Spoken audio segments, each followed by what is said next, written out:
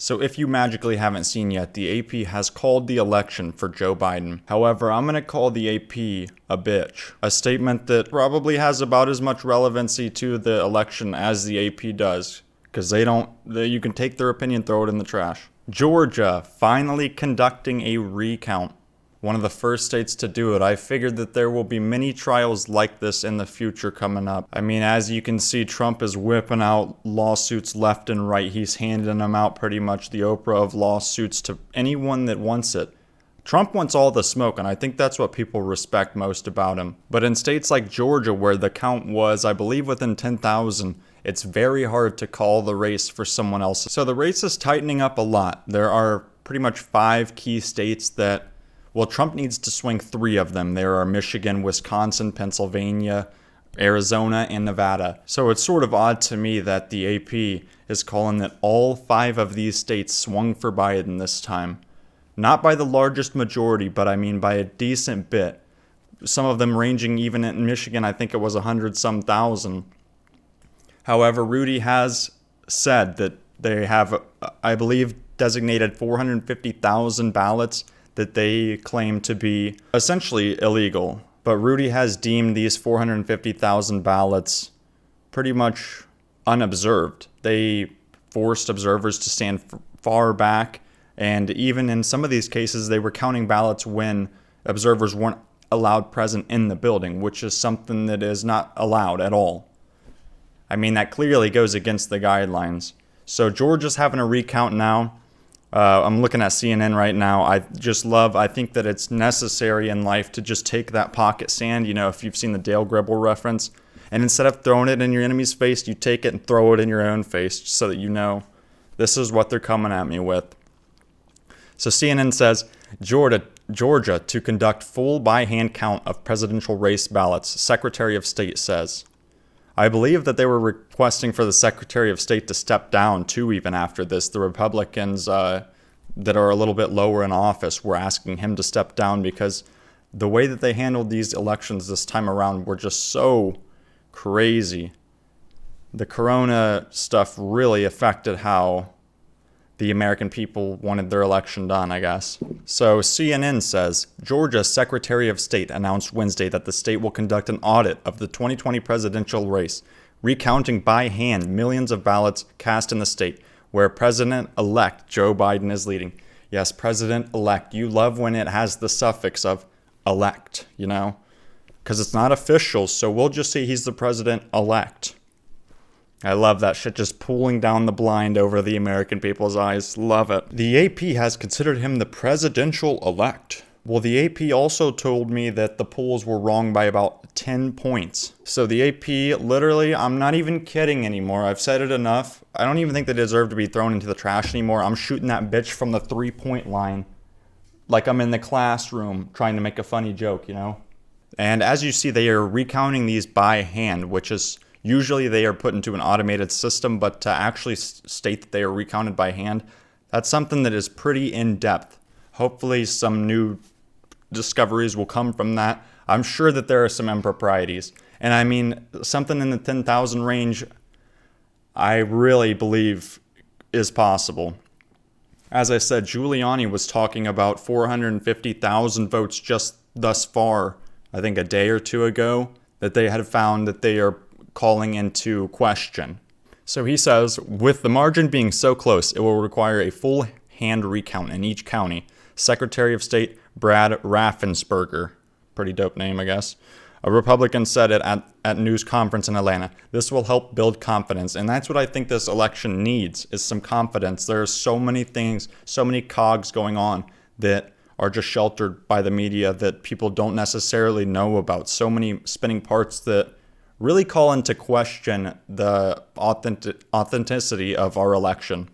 Raffensperger announcement comes as he faced pressure from President Donald Trump's campaign for a recount, calls from fellow Georgia Republicans to resign, and accusations of mismanaging the election process. That's something that's a little suspicious as well, I would say.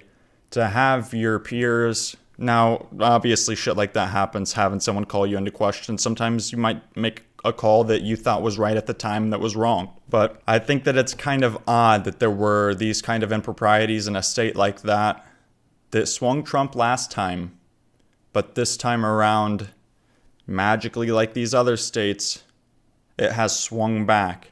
I think it was the first time since 1992, I think that was in Georgia, that it swung for the Democratic Party magically by 10,000 votes as it was slowly getting counted. These back-ended orders that these are what Trump and Giuliani are pretty much calling into question. These ballots that are sent in after the time for people to look at.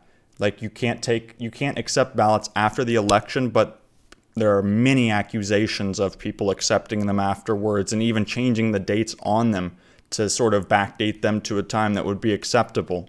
Let's see. CNN has not projected a winner in the Georgia presidential race, but Biden currently leads Trump by more than 14,000 votes in the state. A lead that Raffensperger previously said is unlikely to be overtaken in a recount. It's not necessarily the recount that's the main priority.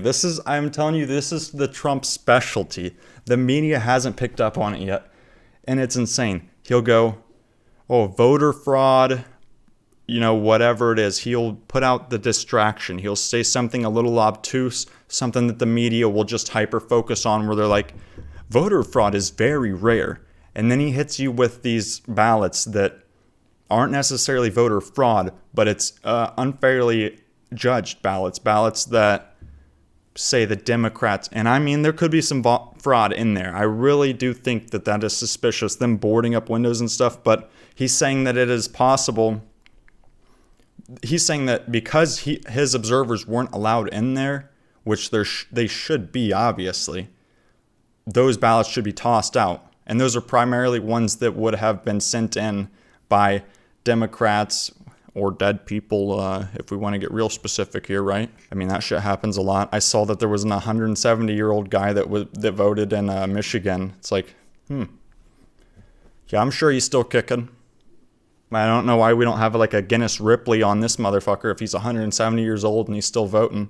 Now, the article that I had just discussed with you is one that sort of goes hand in hand with this one as well. It's sort of weird to see all these media outlets that were like, there is no voter fraud at all. And then they're like, well, there's some, but it's very little. I love how the left side is just so good at playing with different terminologies. They love throwing prefixes and suffixes in front of different words that just add an unintentional meaning to it that you shouldn't derive. Like Black Lives Matter. Yeah, I think black people's lives matter too, but that's not what the organization is about. That's not what any of what they're calling for is. So I agree Black Lives Matter, but the organization is a piece of shit. But that doesn't have anything to do with this. Cruz insists Trump still has a path to victory. Vote count lawsuits could easily reach Supreme Court. And I believe that this is the primary plan that Trump is banking on. I mean, if he's able to reach the Supreme Court, they obviously pushed Amy Coney Barrett to get her in there. I think a tactile move. I really do think Trump's playing 4D chess out here. A lot of people think he's bombastic and bullish, but I think he's actually playing some 4D chess behind the scenes because he really is a smart man. You don't get that successful without being smart. But Senator Ted Cruz insisted on Sunday that President Trump still has a path to victory and predicted that Trump team's legal battle could reach the Supreme Court. I believe President Trump still has a path to victory, and that path is to count every single legal vote that was cast, but also not to count any votes that were fraudulently cast or illegally cast, and have a legal process to determine what's legal and what isn't. And that's exactly what it's all about, because there are a multitude of cases where Trump is trying to show in court that there were improprieties of ballots being brought in through the back door. I mean, Giuliani said he had something like 1,100 affidavits from all around of different observers who weren't allowed to see the election or who brought in their proof where they swear on the Bible, then that's liable in court, that they were undeservingly denied access, or the ballots were brought in through the back door, or they didn't have a say in whether a ballot was approved or not. They were the observers who should have a say in that. But it says here, Cruz brought up the example of an error in a Michigan county where several thousand Trump votes were counted for Democratic President-elect Joe Biden. Yes, I believe he's referring to when about 6,000 ballots were cast for Trump, and then it flipped magically over towards Joe Biden, which is something pretty weird when you consider that they're using this software across, it says here, 47 different counties throughout Michigan.